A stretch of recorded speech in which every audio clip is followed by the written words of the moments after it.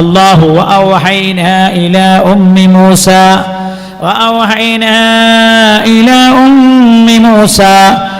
അൻ അർളിഇഹി ഫഇദാ ഖിഫ്തി അലൈഹി ഫഅൽഖിഹി ഫിൽ യം. മൂസ അലൈഹിസ്സലാമിന് അല്ലാഹു ബോധനം കൊടുത്തു, കുട്ടിക്ക് മുല കൊടുക്കാൻ. കുട്ടിയുടെ ജീവനിൽ ഭയപ്പെട്ടാൽ അവനെ പെട്ടിയിലാക്കിയിട്ട് അടക്കം ചെയ്ത് നൈൽ നദിയിൽ ഒഴുക്കാൻ. നൈൽ നദിയിലൂടെ ചരിത്രമൊന്നും ഞാൻ പറയുന്നില്ല, വിശാലമാണ് ചരിത്രം. നൈൽ നദിയിലൂടെ ഈ പെട്ടി ഇങ്ങനെ ഒഴുകി വരുമ്പോഴാ കൊട്ടാരമുറ്റത്തിരിക്കുകയായിരുന്ന ഫറോവ അത് കാണുന്നത്. തന്റെ സേവകനോട് ആ പെട്ടി എടുത്തു കൊണ്ടുവരാൻ വേണ്ടി പറഞ്ഞു. പെട്ടി കൊണ്ടുവന്നോ. കൊട്ടാരമുറ്റത്ത് വെച്ച ആ പെട്ടി അങ്ങ് പൊളിച്ചു നോക്കുമ്പോഴാ അതാ സുന്ദരനായൊരു കുട്ടിയെ ആ പെട്ടിക്കകത്ത് കാണുന്നത്. ഉടനെ തന്നെ ഫറോവയുടെ ഭാര്യയാണ് ആസിയാ ബീവി റളിയല്ലാഹു അൻഹ. ഖുർആൻ പറഞ്ഞ പെണ്ണാണല്ലോ അല്ലേ? ഖുർആൻ പറഞ്ഞ പെണ്ണ്.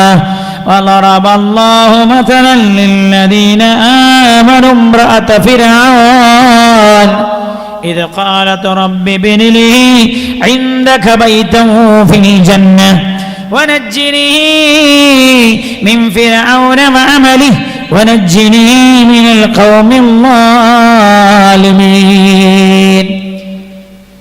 ആസിയ ബീവി റളിയല്ലാഹു അൻഹ ഫറോവയുടെ അവസാനത്തെ ഭാര്യയാണ്. അവസാനത്തെ ഭാര്യയാണ് അവരുടെ അഭിപ്രായം. അവസാനത്തെ ഭാര്യയാണ്. ഫറോവക്ക് ധാരാളം കുട്ടികൾ, ധാരാളം ഭാര്യമാരുണ്ടായിരുന്നു. അതിനൊക്കെ പുറമെ ഏറ്റവും വലിയ ധിക്കാരിയായിരുന്നു, തമ്മാടിയായിരുന്നു ഫറോവ.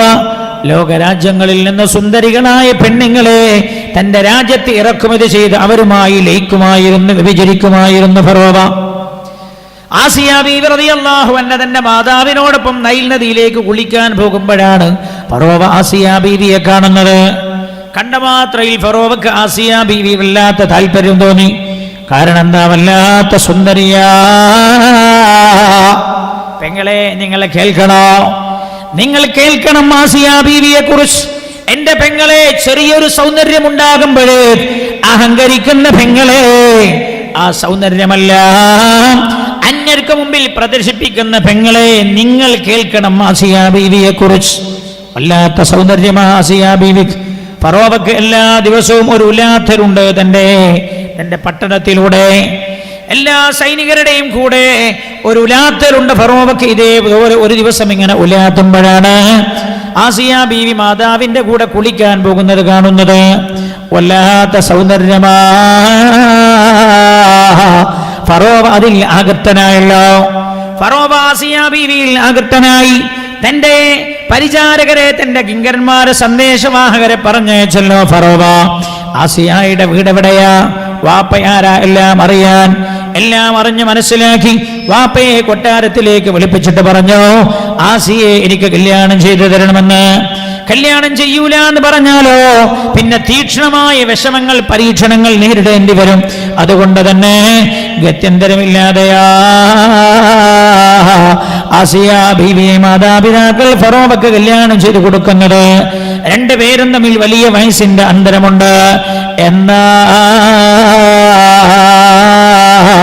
ആസിയ ബീവിയുടെ കുടുംബക്കാർ, ആസിയ ബീവിയുടെ കുടുംബം വല്ലാത്ത മദനത്തെയുള്ള കുടുംബമാ. ആസിയ ബീവിയും സത്യസന്ധയാ. അതുകൊണ്ട് തന്നെ അല്ലാഹു സുബ്ഹാനഹു വ തആല ജീവിതത്തിൽ ഒരിക്കൽ പോലും ഫറോവക്ക് ആസിയ ബീവിയിൽ ലയിക്കാനുള്ള അവസരം കൊടുത്തില്ല. ശാരീരികമായ ബന്ധം അവർ മുഖേന ഉണ്ടായിട്ടില്ല. എന്താ കാരണമെന്നറിയോ? ആസിയ ബീവിയെ ശാരീരികമായി ബന്ധപ്പെടണമെന്ന് ഫറോവ വിചാരിക്കുമ്പോഴേ ഫറോവയുടെ ശരീരം താനെ തളർന്നു പോകും. അല്ലാഹു ആ തമ്മാടിയിൽ നിന്ന് ആസിയ ബീവിയെ രക്ഷപ്പെടുത്തിയതെങ്ങനെയാ? പെങ്ങളെ, രാജാതിരാജനായ അല്ലാഹുവിനോട് നിഷ്കളങ്കമായ ഒരു ഹറാമിലും എന്നെ പെടുത്തരുത് അല്ലാ എന്ന് ദുആ ചെയ്താൽ ഒരു തമ്മാടിയുടെയും കെണിവലയിൽ നമ്മൾ പോയി വീഴില്ല. എന്റെ സഹോദരി, പെങ്ങളെ, എന്റെ പൊന്നുമക്കളെ നീ കാക്കണയല്ല എന്ന് എല്ലാ ദിവസവും നിങ്ങൾ നിങ്ങളുടെ മക്കളെ വീട്ടിൽ നിന്ന് ഇറക്കി പറഞ്ഞേക്കുന്ന സമയത്ത് ദുആ ചെയ്താൽ അല്ലാഹുവിന്റെ കാവലുണ്ടാകും. എന്റെ പെങ്ങളെ, ചരിത്രമാ പഠിപ്പിക്കുന്നത്, നമ്മെ അള്ളാഹു പഠിപ്പിക്കുകയാ. ഏതായാലും അതാ വിവാഹം നടന്നു. ആസിയ ബീവി ഫറോവയുടെ കൂടെ ജീവിക്കുകയാണ്. അപ്പോഴാണല്ലോ മൂസ അലൈഹിസ്സലാമിന്റെ ഈ പെട്ടി, മൂസാ നബി അലൈഹിസ്സലാം ഈ പെട്ടിയിൽ എന്റെ അകത്തായി കൊട്ടാരമുറ്റത്തെത്തുന്നത്. ആസിയ ബീവി പറഞ്ഞ ഫറോവയോട്, ഓ എന്തൊരു നല്ല സുന്ദരനായ കുട്ടിയാ, ഈ കുട്ടിയെ നമുക്ക് ദത്തെടുക്കാമെന്ന്. അപ്പൊ ഫറോവ ചോദിച്ചത്രേ, ഇത് ഞാൻ ആ സ്വപ്നം കണ്ട കുട്ടിയാവോ? അപ്പോൾ ചോദിച്ചു അത്രേ. അപ്പൊ ആ സേവി പറഞ്ഞത്ര, എന്തോ ഒരു നിഷ്കളങ്കനായ കുട്ടി, എന്തൊരു സൗന്ദര്യം, നമുക്ക് പോറ്റാം, വളർത്താം. പക്ഷേ ഇതാ കുട്ടിയാകുമോ, ആ കുട്ടിയാകുമോ എന്ന് പരിശോധിക്കാനായി അവർ ഒരു തന്ത്രം മനഞ്ഞത്രേ. ഈ കുട്ടിയുടെ മുമ്പിൽ തീയും അതേപോലെ സ്വർണവും വെച്ചു കൊടുക്കാൻ തീരുമാനിച്ചു. എന്നിട്ട് അവർ ചിന്തിച്ചത്, സ്വർണമാണ് ഈ കുട്ടി പിടിക്കുന്നത് എങ്കിൽ ഇതാ കുട്ടിയാണ് എന്ന് വിലയിരുത്തപ്പെടാൻ, തീയാണ് പിടിക്കുന്നതെങ്കിൽ സാധാരണ കുഞ്ഞാണെന്ന് മനസ്സിലാക്കാൻ. ചരിത്രം പറയുന്നത് മൂസ അലൈഹിസ്സലാം സ്വർണത്തിന് നേരെ കൈ കൊണ്ടുപോയെന്നാണ്. അള്ളാഹു കൈ തട്ടിത്തെറിപ്പിച്ചത്രേ ജിബ്രീൽ അലൈഹിസ്സലാം. എന്നിട്ട് മൂസ അലൈഹിസ്സലാം കുഞ്ഞാണ്, തീയെടുത്ത് വായിൽ ഇടുകയാണ്. അതുകൊണ്ട് നാവ് പൊള്ളിപ്പോയി. അതുകൊണ്ട് മൂസ അലൈഹിസ്സലാമിന് ശരിക്കും സംസാരിക്കാൻ കഴിയില്ല, വിക്കുണ്ടായിരുന്നു നാവിന്. അതുകൊണ്ടല്ലോ മൂസ അലൈഹിസ്സലാമിനോട് അല്ലാഹു ഫറോവയുടെ അടുത്ത് പോയി സംസാരിക്കാൻ പറഞ്ഞപ്പോ മൂസ അലൈഹിസ്സലാം അല്ലാഹുവിനോട് പറഞ്ഞത്, എനിക്ക് വിക്കുണ്ടല്ലോ റബ്ബേ, സംസാരിക്കാൻ ബുദ്ധിമുട്ടാണല്ലോ. അതുകൊണ്ട് ഹാറൂനെയും നീ പ്രവാചകനായി നിയോഗിക്കണേ എന്ന്. അങ്ങനെ അല്ലാഹു ഹാറൂൻ അലൈഹിസ്സലാമിനെയും പ്രവാചകനായി നിയോഗിക്കുകയാണ്. അങ്ങനെ അവർ രണ്ടുപേരുമാണ് കൊട്ടാരത്തിൽ നിന്ന് സംസാരിക്കുന്നത്. മഹാനായ കലീമുല്ലാഹി മൂസ അലൈഹിസ്സലാം ഫറോവയെ പ്രബോധനം ചെയ്തപ്പോൾ അംഗീകരിച്ചില്ല എന്ന് മാത്രല്ല, എല്ലാം കേട്ടിട്ട് അവൻ പറഞ്ഞതെന്താ, ഹല്ലക ഇലാ അൻ തസക്ക വഅഹ്ദിയക ഇലാ റബ്ബിക ഫതഖ്ശാ ഫഅറാഹുൽ ആയതൽ കുബ്റാ فكذب وعصى ثم أدبر يسعى فحشر فنادى فقال أنا ربكم الأعلى. ഫറോവ എല്ലാവരോടും ധിക്കാരത്തോടെ പറഞ്ഞു, മൂസയുടെ റബ്ബല്ല, റബ്ബ് ഞാനാണ്. അന റബ്ബുകുമുൽ അഅ്ലാ, ഞാനാണ് ഏറ്റവും വലിയ റബ്ബെന്ന് പറഞ്ഞു. എന്നാൽ ഫറോവയെ കൊട്ടാരത്തിൽ ചെന്ന മൂസ അലൈഹിസ്സലാം പ്രബോധനം ചെയ്തപ്പോ ഫിറഔൻ അംഗീകരിക്കാൻ കൂട്ടാക്കിയില്ലെങ്കിലോ ഫറോവയുടെ കൊട്ടാരത്തിനകത്ത് വെച്ച് ആസിയ റളിയല്ലാഹു അൻഹാ വിശ്വസിക്കുകയാ, ഈമാൻ കൊള്ളുകയാണ്, പരിശുദ്ധമായ ദീനിലേക്ക് കടന്നു വരാൻ. എന്നാൽ ദീനിലേക്ക് കടന്നു വന്ന കാര്യം ആസിയ ബീവി റളിയല്ലാഹു അൻഹാ ഫറോവയെ അറിയിച്ചില്ല. ആസിയ ബീവി മാത്രമല്ല, ഫറോവയുടെ കൊട്ടാരത്തിലെ സേവകയായിരുന്ന ഫറോവയുടെ കൊട്ടാരത്തിലെ സേവകയായിരുന്ന പെണ്ണും വിശുദ്ധമായ ദീനിലേക്ക് കടന്നു വരികയാണ്. ആ സ്ത്രീയും പരിശുദ്ധമായ ദീനിലേക്ക് കടന്നു വരികയാണ്. ഫറോവയുടെ കൊട്ടാരത്തിൽ രണ്ടാളുകൾ വിശ്വസിച്ചു. ഒന്ന് ആസിയാണ്, മറ്റൊന്ന് മാഷിതയാണ്. മാഷിത ബീവി മാത്രമല്ല, മാഷിത ബീവിയുടെ ഭർത്താവും വിശ്വസിച്ചു, അതേപോലെ കുട്ടികളും വിശ്വസിച്ചു. അവർ അല്ലാഹുവിന്റെ പരിശുദ്ധമായ ദീനിലേക്ക് കടന്നു വന്നിരിക്കുകയാണ്. ഫറോവ ഈ വിവരം അറിഞ്ഞിട്ടില്ല. കൊട്ടാരത്തിൽ ഇവർ രണ്ടുപേരും വിശ്വാസികളായി കടന്നു വന്നിട്ടുണ്ട്. രഹസ്യമായാണ് അവർ ഇബാദത്തുകൾ ചെയ്യാറുള്ളത്. അങ്ങനെ അതാ മാഷിത ബീവി റളിയല്ലാഹു അൻഹാ ഒരു ദിവസം കൊട്ടാരത്തിൽ ഫറോവയുടെ കുട്ടികളുടെ മുടി ഇങ്ങനെ ചീകിക്കൊടുക്കുകയാണ്. അപ്പോഴാ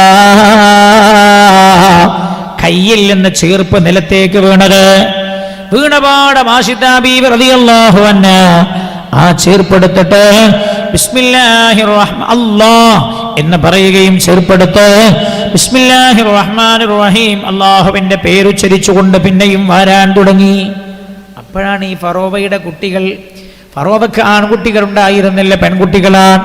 അവർ ഉപ്പയെ വിവരമറിയിക്കുകയാണ് ഫറോവയെ.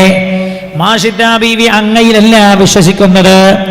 മാഷിത മൂസയുടെ റബ്ബിന്റെ പേര് പറയുന്നത് ഞങ്ങൾ ഇന്ന് കേട്ടല്ലോ എന്ന് മക്കൾ ഉപ്പയോട് പറയുന്നത്. ഉടനെയാ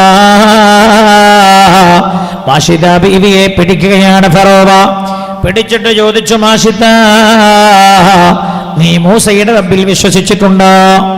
മാഷിദ ബീവി റളിയല്ലാഹു അൻഹാ നിസ്സങ്കോചം പറഞ്ഞല്ലോ, ആമന്തു ബിറബ്ബി മൂസ വഹാറൂൻ, ഞാൻ മൂസാ നബിയുടെയും ഹാറൂൻ അലൈഹിസ്സലാമിന്റെയും മതത്തിലാണ്. ഫറോവ പറഞ്ഞു, മാഷിദ നീ മാറണോ? മാഷിദ ബീവി ഫറോവയുടെ കൊട്ടാരത്തിലെ പരിചാരികയാ. മാഷിദ ബീവിയോട് പറഞ്ഞല്ല, മാഷിദ നീ മാറണോ? മാഷിദ പറഞ്ഞു, മാറാൻ ഞാൻ തയ്യാറല്ല. മാഷിദയുടെ ഭർത്താവും മക്കളൊക്കെ വിശ്വസിച്ചിട്ടുണ്ട്. എല്ലാവരെയും ഫറോവ പിടികൂടുകയാണ്. മാഷിദ ബീവിയോട് പറഞ്ഞു, മാഷിദ നീ മാറിയില്ലെങ്കിൽ, നിന്റെ ഭർത്താവും മാറിയില്ലെങ്കിൽ മാതൃകാപരമായി ഞാൻ ശിക്ഷിക്കുമെന്ന്. ഈ രാജ്യത്ത് ഒരാളും പിന്നെ ആ മതത്തിലേക്ക് കടന്നു പോകാൻ പാടില്ല. ആ രീതിയിലാ ശിക്ഷാ നടപടികൾ ഞാൻ നടപ്പിൽ വരുത്തുക എന്ന് പറഞ്ഞത്. ഈ സാഹചര്യം നമ്മളെ നാട്ടിലുണ്ടായില്ലേ? ഈ സാഹചര്യം കാസർഗോഡ് ഉണ്ടായില്ലേ? സ്വന്തം ഇഷ്ടപ്രകാരം അള്ളാഹുവിന്റെ പരിശുദ്ധ ദീനിലേക്ക് കടന്നു വന്ന ആളുകളെ ഭീഷണിപ്പെടുത്തിയിട്ട് തടഞ്ഞു നിർത്തുക, ഇത് പഴയ കാലത്തെ ഉള്ള സ്വഭാവമാണ്. പക്ഷേ മാഷിദ ബീവി റളിയല്ലാഹു അൻഹ മാറാൻ തയ്യാറായില്ല. അപ്പോഴാ ഫറോവത്തിന്റെ കിങ്കരന്മാരോട് വലിയൊരടുപ്പുണ്ടാക്കാൻ പറഞ്ഞു. അടുപ്പുണ്ടാക്കി. ആ അടുപ്പിന് മുകളിൽ വലിയൊരു ചട്ടി കൊണ്ടുവന്ന് വെക്കാനും ആ ചട്ടിയിൽ എണ്ണ നിറക്കാനും പറഞ്ഞു. എന്നിട്ട് ആ എണ്ണയുടെ അടിഭാഗത്ത് തീ കൊളുക്കാൻ പറഞ്ഞു. തീ കൊടുത്തോ. എണ്ണ എങ്ങനെ തളിച്ചു മറയാൻ തുടങ്ങി. അപ്പോഴാ മാഷിദ ബീവി റളിയല്ലാഹു അൻഹയും മാഷിദ ബീവിയുടെ മക്കളെയും ഭർത്താവിനെയും പിടിച്ചുകൊണ്ടുവരുന്നത്. ആദ്യമായി മാഷിദ ബീവി റളിയല്ലാഹു അൻഹയെ ഒരു പകൽ മുഴുവൻ ചുട്ടുപഴുത്ത മടരാരണ്യത്തിൽ കടത്തിയല്ലോ. ഈജിപ്തിനെ കുറിച്ച് അറിയാവുന്നവർക്ക്, കണ്ട ആളുകൾക്ക് അറിയാമല്ലോ, 96% മരുഭൂമിയാ ഈജിപ്തിൽ. ഒരു പകൽ മുഴുവനാ ചുട്ടുപൊള്ളുന്ന മടരാരണ്യത്തിൽ കിടത്തി മാഷിദ ബീവിയെ മാറ്റാൻ ശ്രമിച്ചു, മാറുന്നില്ല. പിന്നെയോ ഇരുമ്പിന്റെ ദണ്ടുകൾ ചുട്ടുപടിപ്പിച്ച് മാഷിദ ബീവിയുടെ ശരീരത്തിൽ എല്ലായിടത്തും ചൂടുവച്ച മാഷിദ മൂസയുടെ മതത്തിൽ നിന്ന് മാറണമെന്നാ പറഞ്ഞത്, മാറുന്നില്ല. മാഷിദ ബീവി റളിയല്ലാഹു അൻഹയും മക്കളെയും പിടിച്ചുകൊണ്ടുവന്നു. തിളച്ചു മറയുന്ന എണ്ണപാത്രം കാണിച്ചു കൊടുത്തിട്ട് പറഞ്ഞു, മാഷിദ നീ മതത്തിൽ നിന്ന് മാറിയില്ലേ, നിന്റെ ഓരോ മക്കളും എണ്ണയിൽ കിടന്ന് വെന്തുരുങ്ങുന്നത് നീ കാണേണ്ടി വരാം. മാഷിദ ബീവി റളിയല്ലാഹു അൻഹാക്ക് മനം മാറ്റമില്ല. മാഷിദ ബീവിയുടെ മുമ്പിൽ വെച്ച് പ്രിയപ്പെട്ട ഭർത്താവിനെ എണ്ണയിലേക്ക് വലിച്ചെറിഞ്ഞു ഫറോവ. എണ്ണയിൽ കിടന്ന ഭർത്താവ് ഇങ്ങനെ ആർത്ത് കരയുന്നതാണ് മാഷിദ ബീവി കാണുന്നത്. മാഷിദ കരയുന്നുണ്ട്, പക്ഷേ മനസ്സിനൊരൽപ്പം പോലും ചാഞ്ചല്യം ഉണ്ടായിട്ടില്ല. ഭർത്താവിനെ കൊന്നതിന് ശേഷം പറഞ്ഞു, മാഷിദ നീ മാറി എന്ന് പറയൂ മാഷിദ, ഇല്ലെങ്കിൽ ഈ ക്രൂരമായ ശിക്ഷക്കും നീയും വിധേയമാകും മാഷിദ. മാഷിദ ബീവി പറഞ്ഞു, ഇല്ല, ആമൻതു ബില്ലാഹ്, ഞാൻ അല്ലാഹുവിന്റെ ആള് തന്നെയാണെന്ന് മാഷിദ ബീവി റളിയല്ലാഹു അൻഹ ഉറക്കെ വിളിച്ചു പറഞ്ഞല്ലോ. അപ്പോഴാണ് മാഷിദ ബീവിയുടെ മൂത്ത മകനെ പിടിച്ചത്. മൂത്ത കുട്ടിയെ പിടിച്ചിട്ട് എണ്ണയിലേക്ക് വലിച്ചെറിഞ്ഞു. ആ എണ്ണയിൽ കടന്ന് തന്റെ പ്രിയപ്പെട്ട ബിഞ്ചോമന വെന്തുരുകുന്നത് കണ്ട മാഷിദ ബീവി റളിയല്ലാഹു അൻഹ കണ്ണുനീർ പൊറുക്കുകയാ. ആലോചിക്കേണ്ട സഹോദരങ്ങളെ, സ്വന്തം മകന്റെ മരണം ദാരുണമായി കാണേണ്ടി വന്നൊരു മാതാവിന്റെ അവസ്ഥ എന്താകോ? ഒന്നാമത്തെ മകനെ പിടിച്ചോ. മാഷിദ ബീവിയോട് ചോദിച്ചോ, മാഷിദ നീ നിന്റെ മതത്തിൽ നിന്ന് മാറിയോ മാഷിദ? മാഷിദ ബീവി റളിയല്ലാഹു അൻഹ പറഞ്ഞു, ഇല്ല. രണ്ടാമത്തെ കുട്ടിയെ വലിച്ചെടുത്ത് എണ്ണയിലേക്ക് വലിച്ചെറിയുകയാ. രണ്ടാമത്തെ പൊന്നുമോനും എണ്ണയിൽ കിടന്ന് വെന്തുരുകുകയാണ്. മാഷിദയോട് ചോദിച്ചു, മാഷിദ മൂസയുടെ മതത്തിൽ നിന്ന് നീ മാറിയോ മാഷിദ? മാഷിദ ബീവി പറഞ്ഞു, ഇല്ല, ഞാൻ മാറിയില്ല, ഞാൻ അല്ലാഹുവിൽ അചഞ്ചലമായി വിശ്വസിക്കുന്നുവെന്ന്. മൂന്നാമത്തെ കുട്ടിയെ പിടിക്കുകയാ. മൂന്നാമത്തെ കുട്ടി ചെറിയ കുഞ്ഞാ, ഓടിച്ചാടി കളിക്കുന്ന പ്രായമാ. ഉമ്മ ചിന്തിക്ക് പ്രിയപ്പെട്ട പെങ്ങളെ, നിങ്ങൾ ആ കുട്ടിയെ പിടിക്കാൻ കിങ്കരന്മാർ വന്നപ്പോ ജേഷ്ഠ സഹോദരങ്ങൾ എണ്ണയിൽ കിടന്ന് വെന്തുരുകുന്നത് കണ്ട ഈ പിഞ്ചു പൈതൽ ഓടി വന്ന് മാതാവിന്റെ ഡ്രസ്സ് പിടിച്ചു പറ്റിപ്പിടിച്ചു നിൽക്കുകയാണ് തന്നെ മാതാവിന്റെ ശരീരത്തോട്. കിങ്കരന്മാർ വന്ന കുഞ്ഞുകുട്ടിയെ മാതാവിൽ നിന്ന് വേർപ്പെടുത്തിയെടുത്തു കൊണ്ടുപോയ ആ ദുഷ്ടന്മാർ എണ്ണയിലേക്ക് വലിച്ചെറിഞ്ഞത് അത് കണ്ട മാഷിത്ത കരയാൻ കണ്ണുനീരില്ല. കണ്ണുനീര് പിന്നെ മാഷിതായിയുടെ കണ്ണിലില്ല. ഉമ്മ, നിങ്ങൾ ആലോചിക്കണേ, ഈമാൻ മുറുകെ പിടിച്ച വിഷയത്തിൽ എന്തൊക്കെ ദാരുണമായ സാഹചര്യങ്ങളാ മുൻഗാമികൾ സഹിക്കേണ്ടി വന്നത്. മൂന്നാമത്തെ കുഞ്ഞുമതാ എണ്ണയിൽ കിടന്ന് വെന്തുരുകി മരിക്കുകയാ. എനിക്ക് കിങ്കരന്മാർ ചോദിച്ചു, മാഷിത മാറ്റമുണ്ടോ നിനക്ക്? ഇല്ല, ഞാൻ മാറില്ല. അപ്പോഴാണ് കിങ്കരന്മാർ ഓടി വന്ന് മാഷിതായുടെ തൊക്കത്തുണ്ടായിരുന്ന മുലപ്പാൽ കുടിക്കുന്ന കുഞ്ഞിനെ പിടിച്ചു വലിച്ചത്. മാഷിത വിട്ടുകൊടുക്കാൻ കൂട്ടാക്കിയില്ല. ചോര പൈതലല്ലേ. പിടിച്ചു വലിച്ചവർ മാഷിതായുടെ കയ്യിൽ നിന്ന് കൊണ്ടുപോയി എണ്ണയിലേക്ക് എറിഞ്ഞു. മുലപ്പാൽ കുടിക്കുന്ന ആ പിഞ്ചു പൈതലും എണ്ണയിൽ കിടന്ന് വെന്തുരുകുകയാണ്. കണ്ടിട്ട് ചോദിച്ചു, കാണിച്ചു കൊടുത്തിട്ട് ചോദിച്ചു, മാഷിത നീ മാറിയോ മാഷിത? ഇല്ല, ഞാൻ മാറിയിട്ടില്ല. ആമൻതു ബിറബ്ബി മൂസ വഹാറൂൻ, എന്റെ റബ്ബ് അല്ലാഹുവാ. മാഷിത അപ്പോഴും ഉറക്കെ വിളിച്ചു പറഞ്ഞപ്പോഴാ മാഷിത്തെ പിടിച്ചിട്ട് എണ്ണയിലേക്ക് എറിഞ്ഞത്. അങ്ങനെ കുടുംബത്തെ കൂട്ടമായി കശാപ്പ് ചെയ്തു. ഫറോവ നേരെ കൊട്ടാരത്തിലേക്ക് കയറി ചെല്ലുമ്പോഴാ കൊട്ടാരത്തിൽ ആസിയ ബീവി റളിയല്ലാഹു അൻഹ കൊട്ടാരത്തിനകത്തിരുന്ന് ഈ രംഗമെല്ലാം കാണുന്നുണ്ട്. വെളിയിൽ നടക്കുന്ന രംഗം. ആസിയ ബീവി കരയുകയാ. ഫറോവ കൊട്ടാരത്തിലേക്ക് കയറി വന്നല്ലോ. കൊട്ടാരത്തിൽ കയറി വന്ന ഫറോവ ആസിയ ബീവിയോട് വല്ലാത്ത ഇഷ്ടമാണ് ഫറോവക്ക്. കാരണം വല്ലാത്ത സൗന്ദര്യമാണ് ആസിയ ബീവിക്ക്. ആസിയായി സംതൃപ്തിപ്പെടുത്താനെന്ന രീതിയിലാണ് ഫറോവ ചോദിക്കുന്നത്, ആസിയ എങ്ങനെ ഉണ്ട് നമ്മുടെ മതത്തെ കളവാക്കിയ ആളുകൾക്ക് നേരെ ഞാൻ നടത്തിയ ശിക്ഷാ നടപടികൾ? ഉടനെ ആസിയ കരഞ്ഞുകൊണ്ടാണല്ലോ പറഞ്ഞത് ഫറോവയോട്, നിങ്ങളാ ചെയ്തത് അനീതിയാണ്. ഫറോവ ഞെട്ടിത്തെറിച്ചു പോയി. എന്താ ആസിയ നീ പറയുന്നത്? നിങ്ങളാ ചെയ്തത് അനീതിയാണ്. ആ പെണ്ണും കുട്ടികളും എന്ത് തെറ്റാ ചെയ്തത്? അല്ലാഹുവിൽ വിശ്വസിച്ചു എന്നല്ലാതെ ഞാനും അതേപോലെ തന്നെയാണ്. ആമൻതു ബിറബ്ബി മൂസ വഹാറൂൻ. ഈ ദാരുണമായ ശിക്ഷ ആസിയ ബീവി റളിയല്ലാഹു അൻഹ കൊട്ടാരത്തിന്റെ അകത്തു നിന്ന് കണ്ടപ്പോ ആസിയ ബീവിക്ക് അത് ഭയമല്ല സമ്മാനിച്ചത്, പിന്നെയോ ഈമാൻ വർദ്ധിപ്പിക്കുകയാണ് ചെയ്തത്. ഈ ക്രൂരമായ ശിക്ഷാ നടപടികൾ കണ്ടപ്പോ ആസിയ ബീവിക്കറിയാം, ഒരുപക്ഷെ ഞാനും ഇതിനേക്കാളേറെ സഹിക്കേണ്ടി വരുമെന്ന്. ഫറോവ ഞാൻ അവരോട് ചെയ്തത് എങ്ങനെയുണ്ടെന്ന് ചോദിച്ചപ്പോ മടിയില്ലാതെ ആസിയ പറഞ്ഞല്ലോ, ധിക്കാരമാ നിങ്ങൾ ചെയ്തത് എന്ന്. ഉടനെ തന്നെ ആസിയ ബീവിയോട് കിങ്കരന്മാര് പറഞ്ഞയച്ചിട്ട് പറഞ്ഞു, ആസിയയോട് മാറാൻ പറയണം. ആസിയ എനിക്ക് ഇഷ്ടപ്പെട്ട പെണ്ണാ, പക്ഷേ കൊട്ടാരത്തിൽ എനിക്ക് വിരുദ്ധമായ സാഹചര്യം ഞാൻ അംഗീകരിക്കില്ല. ആസിയ ബീവി മാറാൻ തയ്യാറായില്ല. ആസിയ ബീവിയെ പിടിച്ചുകൊണ്ടുപോയി മാഷിദ ബീവിയെ ശിക്ഷിച്ച പോലെ ഒരു ദിവസം മുഴുവനും അരരാരത്തിൽ കിടത്തുകയാ. വൈകുന്നേരമായി മാറ്റമുണ്ടോ? മാറ്റമില്ല. ദിവസങ്ങളോളം കിടത്തി മാറ്റമില്ല. സുന്ദരിയായ ആസിയ കരക്കട്ട പോലെ കറുത്തുപോയി. എന്റെ സഹോദരി പെങ്ങളെ, കണ്ണാടിയുടെ മുമ്പിൽ നിന്ന് കൺമഷിയിട്ട് ശരീരത്തിൽ മുഴുവൻ അത്തർ പുരട്ടി അല്ലെങ്കിൽ സ്പ്രേ അടിച്ച് പൗഡറിട്ട് കണ്ണിന്റെ പുരികം പണ്ണിന്റെ പുരികം അത് ഭംഗിയാക്കി അത് ചമപ്പിച്ച് ചുണ്ടുകൾ ചുമപ്പിച്ച് വെളിയിലേക്ക് ഇറങ്ങുന്ന പെങ്ങളെ, നിന്റെ ഈമാനാണതേ നീ കൊണ്ടുപോയി വിൽക്കുന്നത്. നീ പഠിക്കുക ആസിയ ബീവിയിൽ നിന്ന്.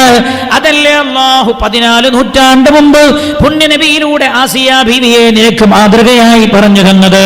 നിനക്ക് മാത്രമല്ല, ലോകത്തെ എല്ലാ മുഅ്മിനീങ്ങൾക്കും അവസാനത്തെ മുഅ്മിനിനും ഈമാനിന്റെ വിഷയത്തിൽ മാതൃകയായി പറഞ്ഞു തന്നത് ആസിയ ബീവി റളിയല്ലാഹു അൻഹയാണല്ലോ. വളറബല്ലാഹു മതലൻ ലില്ലദീന ആമനു ഇംറഅത ഫിർഔൻ ഇദ് ഖാലത് റബ്ബി ബിനി ഇൻദക ബൈതൻ ഫിൽ ജന്ന വനജ്ജിനി മിൻ ഫിർഔന വഅമലിഹി വനജ്ജിനി മിനൽ ഖൗമിൽ ളാലിമീൻ. ഫറോവ ക്രൂരമായി ആക്രമിക്കുകയാ. ആസിയ ബീവിക്ക് മാറ്റമില്ല. ഇരുമ്പിന്റെ ദണ്ഡുകൾ പഴിപ്പിച്ച് ആസിയ ബീവിയുടെ ശരീരത്തിൽ ചൂട് പിടിപ്പിച്ചല്ല. മാറിയോ ആസിയ? ഇല്ല ആമൻതു ബിറബ്ബി മൂസ വഹാറൂൻ. അവസാനം ആസിയ ബീവിയെ മാറ്റാൻ കഴിയില്ലെന്ന് ബോധ്യമായപ്പോഴാണല്ലോ ചുട്ടുപഴുത്ത ഇരുമ്പിന്റെ ദണ്ട് ചുട്ടുപടിപ്പിച്ച് ആസിയ ബീവിയുടെ ഗുഹ്യ ഭാഗത്തുകൂടെ കുത്തിക്കയറ്റിയത്. അപ്പോഴാണല്ലോ ആസിയ എന്ന പെണ്ണ് റബ്ബിനോട് ദുആ ചെയ്തത്. ആ ദുആ അല്ലാഹുവിന്റെ അർശിൽ ചെന്നലച്ചുപോയ എന്റെ സഹോദരി.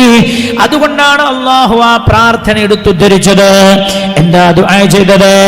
വൈദറബല്ലാഹു മതലൽ ലദീന ആമനു ഇംറഅത ഫിർഔൻ ഇദ് ഖാലത് റബ്ബി ഇബ്നി ലീ ഇൻദക ബൈതൻ ഫിൽ ജന്ന. അല്ലാഹുവേ, എനിക്ക് നീ സ്വർഗത്തിലൊരു കൊട്ടാരം പണിയണേ അല്ലാ. എപ്പോഴാ ആസിയ ബീവി ദുആ ചെയ്തതെന്നറിയാമോ? ലോകത്തെ ഏറ്റവും സൗകര്യങ്ങളുള്ള കൊട്ടാരമാണ് ഫറോവയുടെ കൊട്ടാരം. ലോകത്തന്ന് ജീവിച്ചിരിക്കുന്ന മനുഷ്യരിൽ ഏറ്റവും സൗകര്യമുള്ള ഫറോവയുടെ കൊട്ടാരം. തനിക്ക് വേണ്ടി സേവനങ്ങൾ ചെയ്താൻ ദാസികൾ ഉണ്ട്. ലോകത്തെ ഏറ്റവും മേത്തരമായ വസ്ത്രമാ പെങ്ങളെ, ലോകത്തെ ഏറ്റവും മേത്തരം വസ്ത്രമാണ് ആസിയ ബീവി ധരിച്ചത്. ലോകത്തെ ഏറ്റവും മേത്തരമായ സുഗന്ധദ്രവ്യമാ ആസിയ ബീവി ഉപയോഗിച്ചത്. ലോകത്തെ ഏറ്റവും സുഭിക്ഷമായ ഭക്ഷണമാ ആസിയ ബീവി കഴിച്ചത്. ആസിയ ബീവി റളിയല്ലാഹു അൻഹാ ഫറോവയുടെ കൊട്ടാരം വലിച്ചെറിയുകയാണ് അല്ലാഹുവിന് വേണ്ടി. ഇനി എനിക്ക് ആ മേത്തരം വസ്ത്രം വേണ്ട, എനിക്ക് ആ സൗകര്യങ്ങളൊന്നും വേണ്ട. അല്ലാഹുവേ, നിനക്ക് വേണ്ടി ആ സൗകര്യങ്ങൾ മുഴുവൻ ഞാൻ വലിച്ചെറിയുകയാണ്. അതുകൊണ്ട് റബ്ബി ഇബ്നി ലീ ഇൻദക ബൈതൻ ഫിൽ ജന്ന. അല്ലാഹുവേ, ഈ ഭൂമിയിലെ കൊട്ടാരം എനിക്ക് വേണ്ട, നിന്റെ സ്വർഗ്ഗത്തിലെ കൊട്ടാരം മതി എന്ന് ആസിയ ബീവി റളിയല്ലാഹു അൻഹാ ഫറോവയുടെ മുമ്പിൽ വെച്ച് ചെയ്ത ദുആ ഖുർആൻ എടുത്തുദ്ധരിക്കുന്നത്. വനജ്ജിനി മിൻ ഫിർഔന വഅമലിഹി വനജ്ജിനി മിനൽ ഖൗമിൽ ളാലിമീൻ. അല്ലാഹുവേ, ഫറോവയിൽ നിന്നും അവന്റെ കിങ്കരന്മാരുടെ ക്രൂരമായ അക്രമത്തിൽ നിന്നും എന്നെ നീ രക്ഷപ്പെടുത്തണേ അല്ലാ എന്ന് ആസിയ ബീവി ദുആ ചെയ്യുകയാണ്. പെങ്ങളെ, ആസിയ ബീവി ഭയപ്പെട്ടത് ഖബറാ, മഹ്ശറയാ. പെങ്ങളെ, എന്തേ നമ്മുടെ മനസ്സിലേക്കത് വരാത്തത്? എന്തേ നമ്മുടെ മനസ്സിലേക്കത് വരാത്തത്? ഇന്ന് ഒട്ടുമുക്കാൽ പെണ്ണുങ്ങളും വേഷം ധരിക്കാറുള്ളത്, തട്ടമിടാറുള്ളത് അത് അള്ളാഹു പറഞ്ഞ പോലെയല്ല, ഏതോ ഫാഷൻ ഡിസൈനിങ്ങിന്റെ ആളുകൾ പഠിപ്പിച്ച രീതിയിലാണ് അള്ളാഹു തട്ടമിടാൻ പറഞ്ഞത്.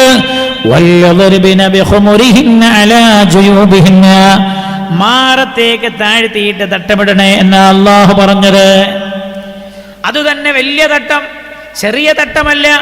വലിയ പെണ്ണ് ചെറിയ തട്ടം ധരിക്കുന്ന കാലമാണിത്. വലിയ പെണ്ണ്, ഞാൻ ദുആ ചെയ്യാൻ പോകുന്നു അല്പസമയം കഴിഞ്ഞാൽ. അള്ളാഹു പറഞ്ഞ പോലെയല്ലാതെ തട്ടമിട്ട ഏതെങ്കിലും പെണ്ണുങ്ങൾ ഈ സദസ്സിലുണ്ടോ? അവർ എഴുന്നേറ്റ് പോകണേ എന്ന് വിനീതമായി അഭ്യർത്ഥിക്കുകയാണ്. ദുആക്ക് ഉത്തരം കിട്ടൂല. എത്ര കരഞ്ഞ് ദുആ ചെയ്തിട്ടും കാര്യമില്ല. ഇന്ന് അധിക പെണ്ണുങ്ങളും തട്ടമിടാറുള്ളത് അവരുടെ തട്ടത്തിനൊക്കെ ഒരു ലെയറാണ്, കുറേ ലെയറാണ്. വലിയ തട്ടെടുത്തിട്ട് കുറേ ലെയറാക്കും അവർ. എന്നിട്ട് ഈ തട്ടത്തിന്റെ രണ്ട് സൈഡും എടുത്ത് രണ്ടു ഭാഗത്തേക്കും ഇങ്ങനെ ഒന്ന് ചുറ്റിക്കെട്ടും അവർ. എന്നിട്ടൊരു 10 മിനിറ്റിൽ ഒരു 25 വട്ടെങ്കിലും ഒരു തട്ടങ്ങനെ ശരിയാക്കുന്നതാണ്. എന്താണ്? തീരെ കോലില്ലാത്ത ആളെ കോലപ്പെടുത്തുകയാണവർ, ഷെയ്പ്പാക്കണത്. പെങ്ങളെ, അല്ലാഹു തട്ടം ധരിക്കാൻ പറഞ്ഞത്